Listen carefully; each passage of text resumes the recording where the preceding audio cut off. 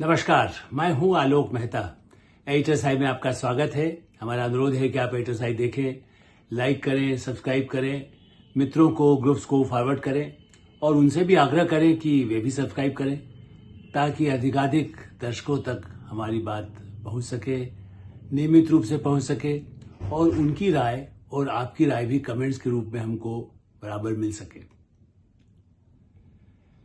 कांग्रेस के अध्यक्ष मल्लिकार्जुन खड़गे और प्रियंका गांधी केरल से सांसद, राहुल गांधी सर्वोच्च नेता।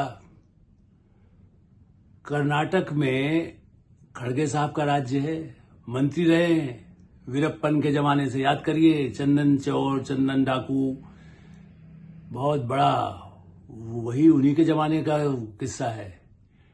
उसी तरह से स्टैम्प बैग घोटाला हुआ था, बहुत बड़ा, पूरे देश में, जिसने अरबों करोड़ों रुपए बना लिया था, तब भी गृह मंत्री थे।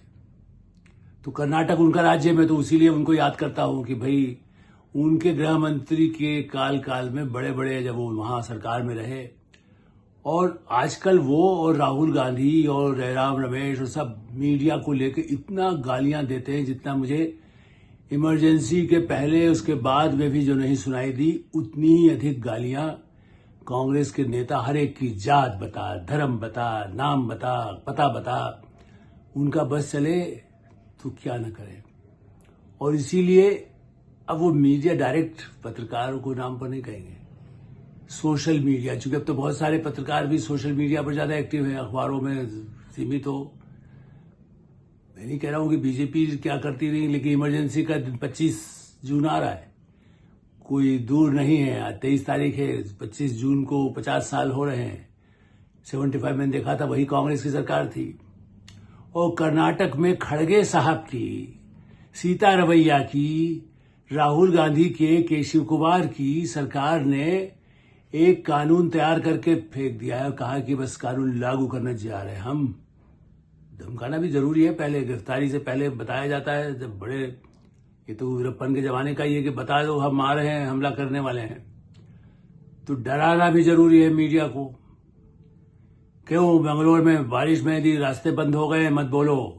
कर्नाटक में घोटाले हो गए हैं, मुख्यमंत्री परिवार ने या दूसरे परिवारों ने क्या कर लिया है, अरबों रुपया हुआ, छापा पड़ रहा है, एक से एक घोटाले सामने आ रहे हैं। तो सोशल मीडिया पर भी आपने कुछ लिखा जिसको वो भी तत्काल चर्चा में आया, सोशल मीडिया में आया, तो नया कानून, काला कानून, 7 साल की सजा और जुर्माना, अलग भारी जुर्माना। अभी पूरी संख्या मुझे नहीं मालूम कितना उन्होंने उसमें प्रावधान किया है, लेकिन जो रिपोर्ट बहुत वरिष्ठ पत्रकार, वहां के संपादक हैं, जो एडिटर्स गिल्ड में भी बड़े प्रमुख रहे हैं, किस समय में अध्यक्ष भी रहे, श्री हरि कुमार, उन्होंने आज हम लोगों को व्हाट्सएप भेज करके उसकी सूचना दी कि देखिए ये काला कानून आ रहा है। उसके लिए वहां जो एसोसिएशन इंटरनेट से जुड़ी और जो संस्थाएं हैं, उन्होंने उसका विरोध किया है।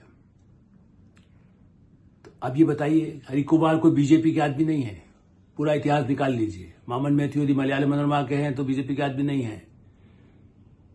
कितने ही ऐसे संपादक हैं जो, जिनका कोई न बीजेपी से न कांग्रेस से नहीं मतलब है, जो इस तरह के किसी काले कानून को कितना ही खतरनाक मानते हैं।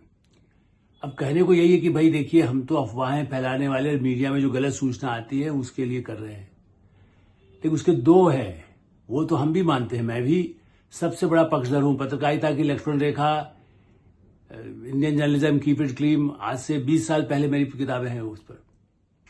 तो ये नहीं कह सकते आप कि कोई हम ये कह रहे हैं कि आज की बात है। मैं तो उसको मानता हूं कि झूठी फैलाना, समाचार फैलाना, बल्कि जो स्वतंत्रता है, मेरे कई आप वीडियो देख लेंगे, इसमें मैंने कहना है कि स्वतंत्रता का दुरुपयोग जो होता है उसके खिलाफ है अभी। लेकिन उस तय करने वाले कौन? 6 आदमी की सरकार की बनाई हुई कमेटी होगी और उसमें दूसरा क्लास, सोशल मीडिया, झूठी अफवाह तो स्वाभाविक है। यदि भाई आप ईरान पर कब्जा हो गया है या भारत में भी फलाने प्रदेश में ऐसा हो गया है, इतने लोग मारे गए हैं, यदि ऐसी कोई बात करता है तो कानून का अपराध है ही। वैसे भी आईटी का कानून भारत सरकार का भी कानून है, वैसे मैं उस पर बाद में जाऊंगा। लेकिन सांप्रदायिक भावनाएं भड़काने पर भी कड़ी से कड़ी 5 साल की सजा हो जाए, 7 साल की सजा हो जाए। तो अब सांप्रदायिक भावना में कौन सी चीज को वो सांप्रदायिक मानेंगे, किसको नहीं मानेंगे, ये एक यहां है खेल। उनको मालूम है कि यदि कोई बीजेपी का सपोर्ट करने वाला मिल जाए तो उसको कहेंगे तुमने जो बातें कही उससे सांप्रदायिक हो गया और उसको बंद कर दो। सोशल मीडिया पर भी कुछ डाला है, चाहे वो कितना ही संपादक रहा हो। और इसीलिए जो पत्रकारों की संस्था है, रासबिहारी राष्ट्रीय अध्यक्ष है एनयूजे के, वो पहले भी इस तरह के कई मामलों को उठाते रहे। और भी यूनियंस हैं, चाहे वो, अब उनको आप कह सकते हैं कि एनयूजे अपनी एक संस्था है जो उस तरह से इमरजेंसी के खिलाफ ही बनी थी, बल्कि इमरजेंसी पहले बन गई थी। लेकिन और जो है IFWJ वगैरह है, जो दूसरे वामपंथी संगठन है, तो वो भी कोई साथ नहीं देते ऐसे कानून का। प्रेस क्लब ऑफ इंडिया है, वो भी किसी ऐसे कानून का समर्थन नहीं करते। तो इसलिए ये नहीं है कि केवल भारतीय जनता पार्टी की एक बात को ही कहेगा, इसको आधार नहीं है। लेकिन ऐसा काला कानून बनाना, भाई जब IT का भारत सरकार का नियम है उसमें तो है ही ये प्रावधान कि यदि आपने गलत प्रसारण किया, गलत कुछ किया, तो उस पर जो भी कानूनी कार्रवाई उस पर हो सकती है। कुछ चैनल्स पर हुई भी है, चैनल को रोका भी गया है। तो कानून का तो हो, अभिव्यक्ति की स्वतंत्रता, बिल्कुल शृंखलता हो। झूठ बोले, भाई गिर गया राफेल को 10 विमान गिरा दिए, ऐसे झूठ जो कई बार राहुल गांधी बार बार जो सवाल करते हैं तो कितनी बातें बताते हैं, ये राफेल में ऐसा हो गया, भारत में सब कुछ खत्म हो गया, वो भी तो अफवाह से ज्यादा खतरनाक है। फिर क्या उन पर कार्रवाई कर्नाटक सरकार करेगी? देखिए, सत्ता में जो रहते हैं, इसीलिए मेरी पुस्तक है जो 2-3 साल पहले आई, आप इसको फिर से मैं याद दिलाऊंगा, आपको शायद हमारी मिल भी जाएगी। Power, press and politics.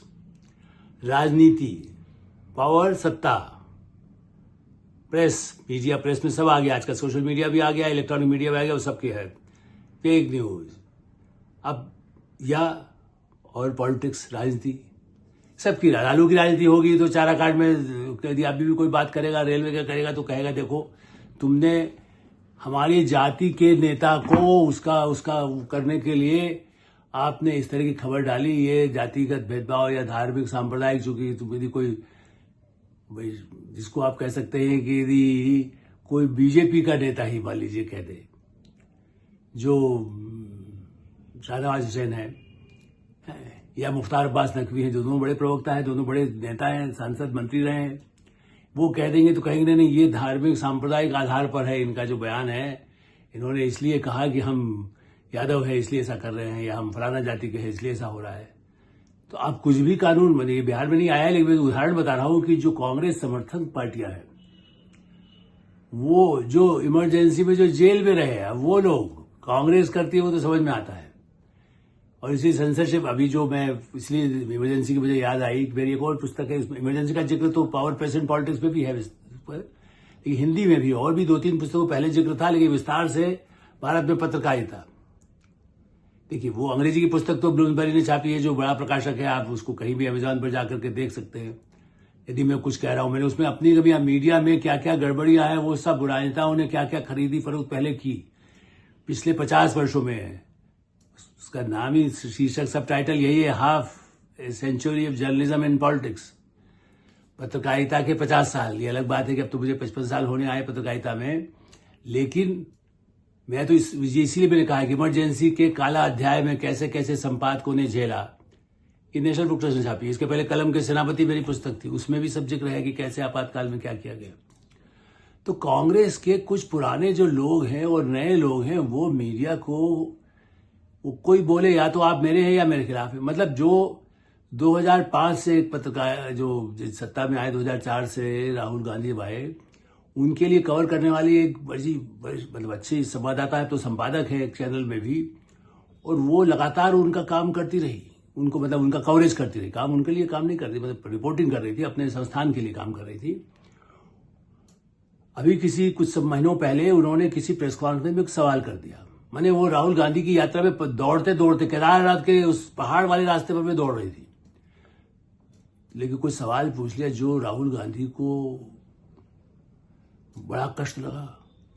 अच्छा, तुम बीजेपी की तरफ बोल रही हो, बीजेपी की प्रवक्ता हो, बीजेपी। अरे, एक अच्छी पत्रकार, एक अच्छी संवाददाता, उसके बाद वो वरिष्ठ पदों पर पहुंच गई, उसको आपने सीधा सीधा डाल दिया तुम बीजेपी के हो। यदि आपसे कोई सवाल पूछे जिसको आप जानते हैं, आप उसके जन्मदिन पर आप दूसरे वीडियो देखिए कि आप उनके अपने जो कार्यक्रम होते हैं कि जन्मदिन पर कहते हैं अच्छा मैं आपको चॉकलेट देता हूं, मैं बोलूंगा नहीं लेकिन मैं आपको चॉकलेट देता हूं, जब वो जूनियर रही होंगी। ऐसे पत्रकार को आप कह दो कि नहीं तुम बीजेपी से मिले हो, तुमने सवाल कैसे मुझसे पूछ लिया। हाँ ये ठीक है, इंदिरा गांधी के जमाने में एक मिस्टर भटनागर होते थे मुस्लिम, शारदा प्रसाद जी बैठे होते थे, मैं आज भी याद है मुझे, विज्ञान भवन में इंदिरा गांधी की सभा होती थी, प्रेस कॉन्फ्रेंस, जो आज वो कहते हैं बार बार मोदी प्रेस कॉन्फ्रेंस को नहीं करते। तो उस प्रेस कॉन्फ्रेंस में आते थे हैदराबाद के मुस्लिम अखबार, पता नहीं वो निकलता कि निकलता, मैंने चेक नहीं किया, लेकिन हो सकता निकलता भी हो उस समय। तो पहले इशारा करेंगे, पहला सवाल मुस्लिम, तो भटनागर, वो पहले से लिखा हुआ उनके पास सवाल होता था। ऐसे 5-10 लोगों के पास लिखे हुए सवाल होते थे। राजीव गांधी के समय में सवाल होते थे, और नरसिंह राव के समय भी उनके कुछ लोग थे जो बड़े बड़े पहुंच गए। तो प्रधानमंत्रियों का सत्ता में जो अपना प्रभाव है, तो लेकिन वो पहले तो नहीं कह, वो सब बिके हुए थे। देखिए उसी समय तो बड़े बड़े अखबार, चाहे वो एक्सप्रेस रहा हो, टाइम्स ऑफ इंडिया रहा हो, बड़े संपादक रहे जो कांग्रेस पर भी तीखा सवाल उठाते थे। लेकिन कुछ चुनिंदा लोग थे जिनको वो करते थे, और बाकी जो नहीं करता था उसको आप भाषण उठा के देख लीजिए। नेहरू काल से, इंदिरा काल से कहते थे भाई ये टाटा बिरला का जूट प्रेस, हमेशा जूट प्रेस को तो तब भी वो गाली देते थे। यदि वर्तमान सरकार कहती या बिके हुए हैं, तो ये तो मैंने पहली बार अपनी पुस्तकों में लिखा, पढ़ लीजिए कि कैसे कैसे पेड न्यूज पूरे अखबारों को मैंने डम डम डिगा, तू चल में आया, तो जूता, चांदी का जूता, उन सबको जमीनें बांटी गई, दे दी गई। मुलायम सिंह राज में पूरी सूची निकली थी कैसे कैसे पत्रकारों को क्या क्या कितना पैसा दिया गया, हिंदी के और उत्तर प्रदेश के। तो वो एक दूसरा मुद्दा है, लेकिन दबाने का जो मैं कह रहा हूँ, हल्ला बोल हुआ था ना, वो पावर प्रेस पॉलिटिक्स में आप वो भी पढ़ लेंगे, उसमें ठीक है, उसमें ब्लैकमेल करने वाले उसका भी जिक्र किया मैंने। अरविंदर मल्होत्रा जी और अजित भट्टाचार्य संपादक, हम 3 लोगों की कमेटी थी, तो मैं गया हूँ, उसका पूरा विवरण आपको पावर प्रेस एंड पॉलिटिक्स में मिल जाएगा। तो दबाने की कोशिश इसलिए कि मुलायम सिंह ने तो कहा भाई देखो मुझे ब्लैकमेल कर लेंगे, उसका मतलब ये थोड़ी हाकर को पीटे दफ्तरों में, ये कहा गया कमेटी ने, हमारी रिपोर्ट भी दी गई और उसमें उनको भी कहा गया कि वो ब्लैकमेल कराया, आप उस पर कार्रवाई करिए, उसका काम नहीं करिए जो अखबार आपके साथ ऐसा कर रहा था। लेकिन उसका मतलब उन अखबारों पर हमला कर, दूसरा अखबार उसा नहीं कर रहा था उतना, उसने तो कोई नहीं आपसे मांगा कि मुझे शुगर मिल के दे दीजिए, चीनी मिल दे दीजिए, ये फलाना दे दीजिए, ये फैक्ट्री के दे दीजिए, जमीन दे दीजिए। लेकिन हल्ला बोल सारे प्रदेश में हंगामा था, यहाँ जो गलत खबर छापते थे उसकी हमने भर्त्सना की। उत्तराखंड के अंदर में नदियां, खून की नदियां बह गई हैं। अब ये तो उस समय का हेडिंग वो भी तो गलत था, लेकिन तब तो जेल की सजा तो नहीं हुई थी। तो मेरा आज की थ्योरी मेरी यही है कि कर्नाटक के बहाने से कांग्रेस जो है कुचलने के लिए जो आवाज उसके खिलाफ उठे, भाई मुझे तो आज भी याद है जब कांग्रेस की सरकार थी इधर समय में, भगोड़ा समय आप कोई पुराना रिकॉर्ड देखेगा तो रीवा के एक पत्रकार की संदिग्ध अवस्था में मृत्यु हुई थी। उसने एक बड़े नेता का कि वो प्रधानमंत्री बनने की कोशिश में कोई यज्ञ वगैरह का छाप दिया था, या कुछ ऐसे और पत्रकारों को जिनकी नौकरियां चली गई मालिकों को से कह करके सत्ता के समय, जो बाद में राजीव गांधी या मनमोहन सिंह जो सरकारें रही उस समय, ऐसे ऐसे बड़े अखबारों में, बड़े संस्थानों में, मैं इसे सबके नाम नहीं बता रहा हूं, पत्रकार आप पत्रकार जरा हो तो अलग से पता कर लीजिएगा। तो दमन, अब ठीक है कि आप कह रहे भारतीय जनता पार्टी की सरकार ने गलत किया तो उसके खिलाफ भी, और देखिए आईटी के कुछ ऐसे कानून जब आए तो सुप्रीम कोर्ट ने उस पर भी अभी अंकुश लगा दिया कि भाई आप इतनी कार्रवाई इतनी कड़ी नहीं कर सकते। हाँ झूठी और अभी भी विचाराधीन है, ये भी सवाल है कि सुप्रीम कोर्ट किस, तो सुप्रीम कोर्ट देखा लक्ष्मण रेखा खुद को नहीं तय करता। सरकार विधायक कानून लाती है तो उसका जो बदलना है तो उसके लिए खाली कहती है गलत है। हम ये कहते हैं कि सुप्रीम कोर्ट के चीफ जस्टिस क्यों नहीं तय कर देते, भाई वो बीजेपी की सरकार हो, कांग्रेस सरकार हो, समाजवादी हो, डीएमके हो, सीपीएम हो, ममता बनर्जी की सरकार हो, वो कर दे यदि ऐसा ही है तो, और उस सरकार के साथ बैठ के करे। चीफ जस्टिस तो प्रधानमंत्री, उपराष्ट्रपति, राष्ट्रपति सब एक बार बैठ जाए या सरकार से कहे कि ऐसा मसौदा तैयार करिए, मिलकर के होगा। लोकतंत्र में तानाशाही सुप्रीम कोर्ट की भी नहीं हो सकती, न सरकार की हो सकती है। लेकिन ये संकेत राहुल गांधी ने दिया है कि देखिए हम अभी भी सत्ता में, हम केरल में फिर से चुनाव जीत के आए हैं, जबकि वहां विजयन की सरकार है, उनकी नहीं है। लेकिन फिर भी समझौता तो होता ही है कि भाई यदि एक चुनाव उपचुनाव इसलिए जिता देते हैं या प्रियंका गांधी राहुल गांधी को जिता देते हैं, पार्टी की सीपीआई कहती चलो भाई हमारे गठबंधन में हमको राष्ट्रीय स्तर पर तो उनका साथ चाहिए। ये पुरानी परंपरा है। बीजेपी के लिए भी कई बार मदद कांग्रेस वाले करते थे, कांग्रेस वालों की मदद बीजेपी भी करती थी। ये मैं सबके नाम मुझे मालूम है, कौन कैसे कैसे एक दूसरे की मदद करते रहे। अब उतना नहीं होता है, सौदा नहीं हो पा रहा है प्रधानमंत्री नरेंद्र मोदी के राज में, गृह मंत्री अमित शाह के राज में, तो तकलीफ तो है। असली मेरी चिंता इस बात पर है कि कर्नाटक के बहाने से दूसरे राज्य भी, वो बीजेपी राज्य भी यदि कहला देगा 7 साल का, फिर आपका यदि कोई अखबार निकाल रहा है जो आपका बड़ा झाड़ी जो सरकार को गाली भी देता हो, तो फिर तो उसके ऊपर हो जाएगा कि भाई तू अफवाह फैलाए, तुमने जाति फैलाया, 7 साल की सजा दे दीजिए। तो काले कानून इसके हल नहीं है, लक्ष्मण रेखा तय करिए। झूठी बातें फैलाने वालों को आप ही फंडिंग करते हैं, पार्टियां करती हैं, संगठन करते हैं, देशी करते, विदेशी करते, उस पर अंकुश हो, जिस पर मैं कई बार लगातार हर मंच पर अपने प्रोग्राम्स में, टीवी के प्रोग्राम्स में, अखबारों में लिखने में, हिंदी में, अंग्रेजी में और कई भाषाओं में अनुवाद भी होता, उनमें भी मैं बराबर लिखता बोलता रहा हूं कि हमारी पहली पुस्तक पत्रकारिता की लक्ष्मण रेखा था, आज भी मैं उसको मानता हूं। सोशल मीडिया में जो गड़बड़ हो रही है उससे मैं ही डर जाता हूं कई बार, क्या हो गया, बलात्कार हुआ, ऐसी बड़ी बड़ी अतिरंजित करके किसी के बारे में कह दे, किसी नेता पर कह दे, उसके बारे में कह दें, तो सोशल मीडिया पर उस पर कार्रवाई हो, लेकिन कितनी हो, कैसे हो, कौन करे, ये एक बड़ा सवाल है। और इसलिए ऐसे किसी कानून का संस्थाएं, जो पत्रकारों के, संपादकों की संस्थाएं तो विरोध कर ही रही हैं, करेंगी भी और भी अधिक, लेकिन राहुल गांधी और मिस्टर मल्लिकार्जुन खड़गे, कांग्रेस के अध्यक्ष, उनके इंटेंशन साफ हुए। तलवार लगा करके कहो कि हमारे खिलाफ कोई कार्टून ना आए, हमारे खिलाफ कुछ न बोला जाए, सोशल मीडिया पर न लिखा जाए, न बोला जाए। यही है कर्नाटक के काले कानून, जो प्रस्तावित कानून है, उसका असली कारण। एडिटर साहब में ही विराम देते हैं। आप एडिटर साहब देखते रहिए, लाइक करिए, सब्सक्राइब करिए, मित्रों को उसको फॉरवर्ड करिए, और आपकी कोई राय हो तो उससे भी हमें अवश्य अवगत कराएं। धन्यवाद, नमस्कार।